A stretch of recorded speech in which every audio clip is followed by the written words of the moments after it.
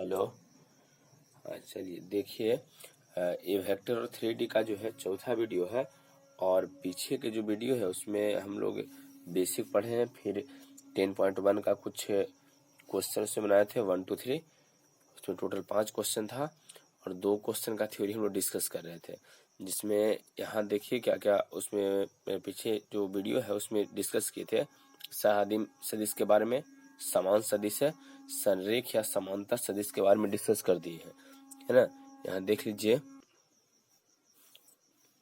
सहादिम सदिश था तो इसके बारे में हम लोग डिस्कस किए हैं। समान सदिश किसको कहते हैं ये डिस्कस हो गया। अब इसके बारे में हम लोग को डिस्कस करना है और एक मोस्ट इम्पोर्टेंट पार्ट है, संरेख या समांतर सदिश किसको कहेंगे, कोलिनियर या पैरेलल वेक्टर क्या होता है। तो संरेख या समांतर जो है, देखिए संरेख का का अर्थ होता है दो या दो से अधिक सदिश एक ही रेखा पर हो, संरेख है ना। जैसे यहाँ देखिए क्या है, हाँ यहाँ देख लीजिए, संरेख या समांतर सदिश यहाँ पर है। तो संरेख या समांतर सदिश किसको कहेंगे, तो सबसे पहले संरेख का अर्थ समझिए। संरेख का अर्थ होता है, यहाँ देख लीजिए, इसका अर्थ है दो या अधिक सदिश जो है एक ही सरल रेखा पर हो, है ना। 2 or more vectors lie on same straight line, ये ध्यान रखना है। दो या दो से अधिक सदिश हो और वह एक ही सरल रेखा पर हो जाए तो उसको हम लोग संरेख कहते हैं। संरेख का यही अर्थ होता है कि दो या दो से अधिक सरल मतलब सदिश है और वो एक ही सरल रेखा पर हो जाए। इस यहाँ देख लीजिए, यहाँ पर है ये टोटल AC1 है, AC1 लाइन खींचे हैं और इसमें ध्यान दीजिए, इसमें एक AB वेक्टर है, AB वेक्टर है, एक BC वेक्टर, दो वेक्टर है, AB है एक BC है।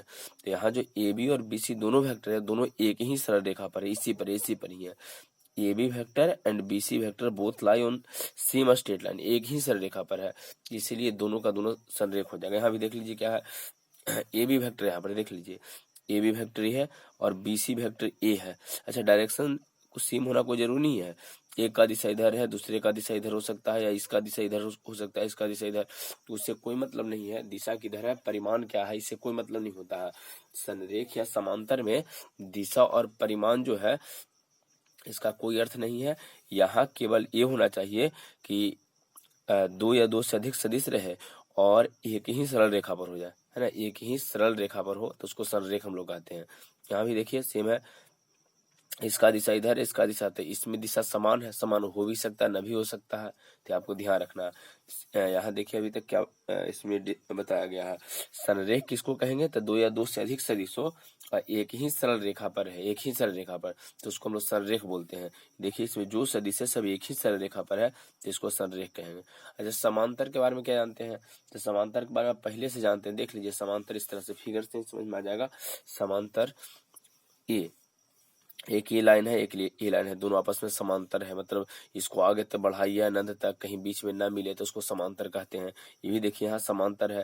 समांतर एक दिशा सेम होना कोई जरूरी नहीं होता इसमें, अभी इसमें कह रहे थे कि दिशा इसमें सेम होना कोई जरूरी नहीं है।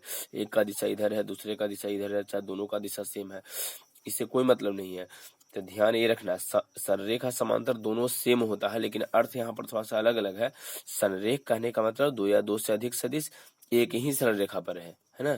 और समांतर मतलब इसको आगे तक बढ़ाएंगे अनंत तक तो बीच में कहीं आपस में मिलेगा नहीं और उसके बीच का जो लंबा दूरी होता है हमेशा समान होता है, तो इसको हम लोग समांतर कहते हैं। भाई फिर समांतर समझ लेना है आपको। अच्छा, ये डिफिनेशन हो गया, इससे आपको क्वेश्चन ही बनने वाला है। क्वेश्चन यहाँ जो मोस्ट इंपोर्टेंट कुछ नोट्स है, इस नोट्स से आपको क्वेश्चन बनेगा। अब नोट्स में है क्या, सबसे पहला देख लीजिए, समान सदिश कुछ दिया है आपको, समान, जैसे यहाँ देखिए ये वेक्टर है, यहाँ भी ये वेक्टर है, यहाँ भी ये वेक्टर, यहाँ भी ये वेक्टर, ये वेक्टर, ये वेक्टर है, तो सबके सब समान सदिश है।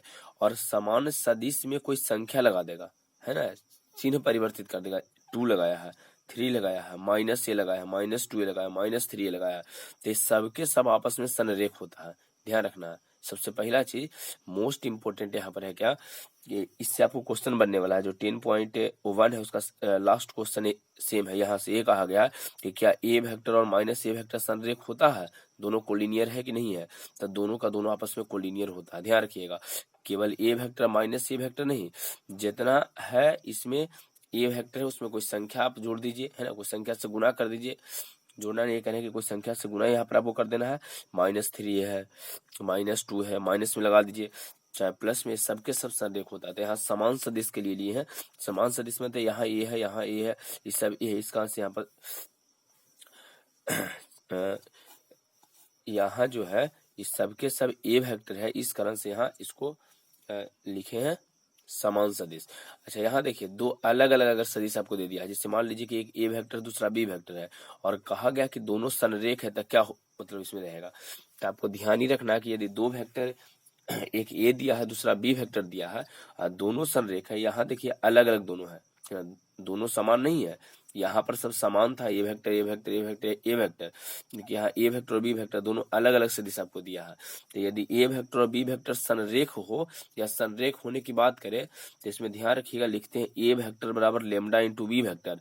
चाहे अगर बी वेक्टर लिखना हो तो B vector equal to mu into A vector, इस तरह से लिखा जाता है, बस केवल ध्यान रखना है। अब कहीं सर लेमडा और म्यू क्या है, तो लेमडा और म्यू यहाँ कोई अलग अलग संख्या होता है, अदिश राशि होता है, संख्या रहता है यहाँ देखिए, लेकिन लेमडा एंड म्यू कोई संख्या हो या अदिश कोई होना चाहिए, संख्या रहना चाहिए। जैसे देखिए लेमडा का स्थान पे 2 हो सकता है, 4 हो सकता है, 6 हो सकता है, माइनस में कोई संख्या हो सकता है।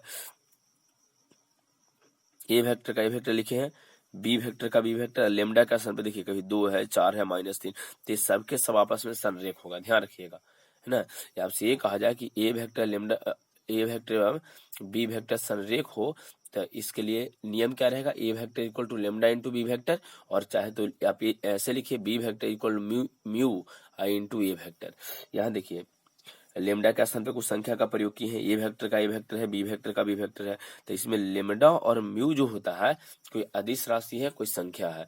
यहाँ देखिए अगर इसके अनुसार देखिएगा तो यहाँ क्या है म्यू, तो यहाँ बी वेक्टर का बी वेक्टर लिखा गया है, ए वेक्टर का ए वेक्टर, और यहाँ म्यू है तो म्यू के स्थान पे कोई संख्या यहाँ दिया गया है ना। अगर संरेख कोलिनियर रहेगा तब पैरेलल रहेगा, तब दो सदिश है। चलिए तो यहाँ तक जो हम लोग थ्योरी पढ़े हैं उससे आपका एक्सरसाइज 10.1 जो है टोटल खत्म हो जाएगा। टोटल इसको हम लोग सोल्व कर सकते हैं। एक बार फिर से देख लीजिए क्या है संरेख किसको कहेंगे। ये डिफिनेशन से यहाँ काम नहीं चलने वाला है, इसका थ्योरी आना इंपॉर्टेंट, जो नोट बताया वही जरूरी है। संरेख का अर्थ होता है दो या दो से अधिक सदिश एक ही संरेखा में रहे। अगर देखिए यहाँ पर एक ए बी वेक्टर है, एक बी सी वेक्टर है, दोनों एक ही संरेखा पर है। संरेख ए बी वेक्टर है, फिर बी सी वेक्टर का डायरेक्शन इधर हो गया है, तो ये एक ही संरेखा पर है, इसका आंसर संरेख रहेगा। संरेख रहेगा तो कोई जरूरी नहीं है कि इसका परिमाण बराबर हो, चाहे दिशा समान हो, ऐसा कोई जरूरी नहीं है।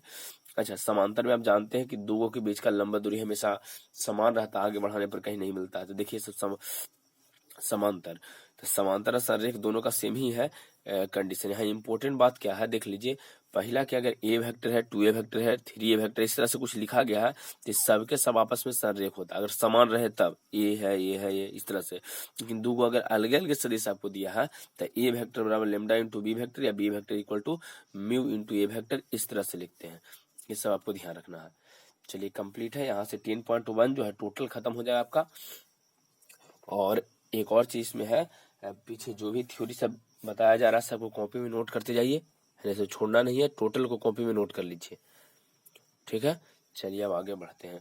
अच्छा यहाँ तक ये है कि संरेखा समांतर बोल रहे थे, पीछे भी बताया है आप लोग को कि मोस्ट इम्पोर्टेंट है, आगे की चैप्टर में भी आपको जरूरत पड़ेगा, है ना, मोस्ट इम्पोर्टेंट है।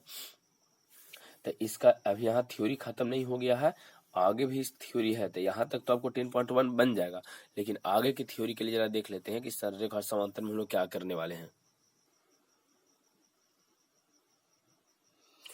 चलिए यहाँ देखिए 2 नोट हुआ था पीछे, तीसरा नोट यहाँ पर क्या है ध्यान दीजिए। यहाँ ये मोस्ट इम्पोर्टेंट है, जो हर एक चैप्टर में इसका आपको जरूरत पड़ने वाला है। इस नोट का जो 3D तक जाइएगा तो 3D तक आपको इसका जरूरत पड़ेगा। इसको थोड़ा ध्यान से समझ लीजिए इस नोट में है क्या। तो इस नोट में क्या है, यदि ए वेक्टर बराबर आपको ऐसे दिया है इस तरह से, आई कैप जे कैप और के कैप के में A X I cap, A Y J cap, A Z K cap, है ना। और यहाँ पर बी वेक्टर बराबर B X I cap, B Y J cap, B Z K cap, ऐसे आपको दिया गया है। आई कैप जे कैप और के कैप आपको क्वेश्चन में दिया रहेगा। तो अगर ऐसा कुछ क्वेश्चन में दिया रहता है, आई cap J cap K cap question में, आप समझ रहे हैं, यहाँ पर पिछला क्लास में भी ऐसा आया था जिसमें आई कैप जे कैप था, वहां पर संख्या रहेगा। यहाँ 2 आई कैप, 3 जे कैप, 4 के कैप, -3 आई कैप, -6 जे कैप, +2 के कैप, यहाँ कुछ संख्या रहता आगे। अगर ए वेक्टर बी वेक्टर दिया और ये कहा जाए कि यदि ए वेक्टर और बी वेक्टर संरेख हो या समांतर हो, है ना, यहाँ पर संरेख या समांतर रहे तो हम लोग क्या करेंगे। अगर ऐसा कभी कंडीशन हो जाता है तो इसको सोल्व करने का एकदम आसान सा मेथड क्या है, देख लीजिए। इसका अनुपात आप निकालिए, कुछ नहीं करना है। ए एक्स बटे बी एक्स आप निकाल के देखिएगा, ए वाई बटे बी वाई निकालना है, ए जेड बटे बी जेड निकालना है। तीनों का बटा करके देख लीजिएगा, है ना, अनुपात निकाल लेना है, रेशियो निकालना है। यहाँ से यहाँ पर इसका प्रयोग हम आई जे और के का प्रयोग नहीं करने वाले हैं। ये आई के आगे जो है यहाँ पर इसका अनुपात हम लोग निकाल के देखते हैं। यदि अनुपात बराबर हो गया तो उसको संरेख या समांतर कहेंगे, है ना, कोलिनियर या पैरेलल उसको कहेंगे। कब? जब इसका रेशियो समान हो जाएगा तब, ठीक है। जिसे देखिए आगे थ्योरी क्या लिखा गया है, यहाँ देखिए क्या है, यहाँ ए वेक्टर यहाँ पर है तो जैसे था उस तरह से यहाँ पर लिख दिए हैं। बी वेक्टर जो दिया गया था उसको लिखे हैं और कहा गया है कि यहाँ पर ए वेक्टर और बी वेक्टर जो है संरेख है ना। ए वेक्टर और बी वेक्टर संरेख होगा यदि, देखिए कब, तो इसका रेशियो ए एक्स बटे बी एक्स, यहाँ लिखे ए एक्स बटे बी एक्स, देखिए यहाँ पर लिखा गया है ना, ए एक्स बटे बी एक्स, ए वाई बटे बी वाई, यहाँ लिखा गया ए जेड बटे बी जेड, है ना। अगर ये तीनों आपस में बराबर हो जाता है, जैसे पहला वाला का आप मान निकालिए, इसका आप मान निकालते हो, इसका मान निकालने के बाद पता चला कि 1/2 है, इसका भी मान 1/2 है, इसका भी मान 1/2 है, तो तीनों का मान यदि बराबर हो जाए तो संरेख हो जाता है, ठीक है। तीनों का मान यदि समान हो जाए तो हो जाएगा संरेख है, यही आपको ध्यान रखना है। क्लियर है? तो संरेख जब भी रहेगा तो इस थ्योरी का प्रयोग कीजिएगा। कब? जब क्वेश्चन में ए वेक्टर बी वेक्टर अलग आई कैप जे कैप और के कैप के रूप में दिया रहेगा तब।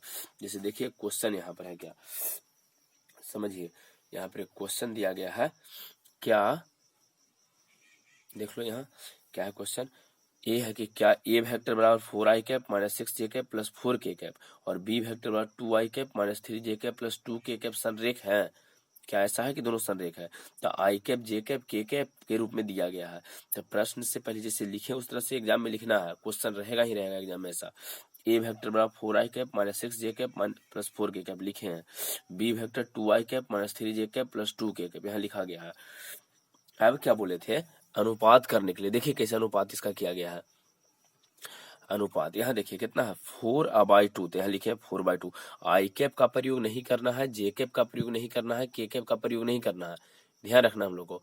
आई जे और के का प्रयोग ही नहीं करना हम लोग को, केवल संख्या 4/2, तो 4/2 तो 2 बार में कटा है। -6/-3, देखिए माइनस के साथ लिखना है, तो -6/-3, तो यहाँ पर 2 हो गया। 4/2 यहाँ पर भी है, तो 4 यहाँ पर भी 2 आया, तो यहाँ देखिए सब बराबर है। यहाँ लिख देना है, यहाँ इसका मान है, इसका तीनों का मान आपस में 2 आया है, मतलब यहाँ 4/2 -6/3 नहीं है, -3। यहाँ देख लीजिए, यहाँ पर जो है -3 है, यहाँ -6/-3 बराबर 4/2। देखिए 4/2 है, -6/-3 है और 4/2, ये तीनों आपस में बराबर है, तो बराबर इसका भी मान 2, इसका भी मान 2 है, तीनों का मान 2 आया है, तो सब आपस में बराबर है। तो यहाँ 4/2 बराबर -6/-3 बराबर 4/2 है, आता है ए वेक्टर और बी वेक्टर संरेख होगा। ये इसका थ्योरी है, समझ में आया संरेख का थ्योरी। तो इसमें कोई दिक्कत होना नहीं चाहिए।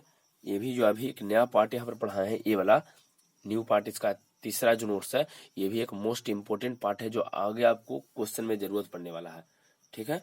चलिए अब आगे देखिए। हाँ अब ये है 10.1 एक्सरसाइज खत्म हो गया, उसको आप बना सकते हो टोटल। तो यहाँ तक पहले आप थ्योरी कंप्लीट कीजिए, है ना, जो संरेख पढ़ाए हैं, संरेख समांतर, उसको कंप्लीट कर लीजिए टोटल, एकदम मोस्ट इम्पोर्टेंट पार्ट है जो ही बताया गया इसमें। और इसके बाद हम लोग शुरू करने वाले हैं थ्योरी फॉर एक्सरसाइज 10.2 का थ्योरी हम लोग शुरू करने वाले हैं। और इसको शुरू करने से पहले 10.1 हम लोग को कंप्लीट कर लेना है। तो सबसे पहले 10.1 जो एक्सरसाइज है, इसमें 3 क्वेश्चन बता दिए हैं, चौथा क्वेश्चन से आपको उसको सोल्व कर लेना है। और देखिए है यही, हिंदी वाला में देख लीजिए क्या क्या है। और चौथा क्वेश्चन में है कि कोलिनियर कोइनिशियल है, इक्वल है, कोलिनियर और नॉट कोलिनियर, इसको कोलिनियर है और नॉट इक्वल, इसको बनाना है। तो हिंदी में देखिएगा, सहादिम है, सहादिम होता है, समान होता है, संरेख है लेकिन समान नहीं, ऐसा कुछ है इसमें पहचानने के लिए फिगर में, और इसमें आंसर करना है, ट्रू और फॉल्स बताना है कि ये वेक्टर माइनस सही बताए थे, ये वेक्टर माइनस ये वेक्टर जो है कोलिनियर होता है, तो इसमें पहला सही और सब गलत हो जाएगा। तो इसको डिस्कस करेंगे नेक्स्ट वीडियो में, ये टोटल देखेंगे हम लोग। 3 तक पहले बता दिए हैं, ठीक है। जिसके पास बुक होगा वो खुद इसको बना सकते हो, और नहीं तो इसको अगला जो वीडियो रहेगा उसमें इसको हम डिस्कस करने वाले हैं, और 10.2 का थ्योरी भी डिस्कस करेंगे। तब तक इसको पूरा कंप्लीट कीजिए, ठीक है। चलिए।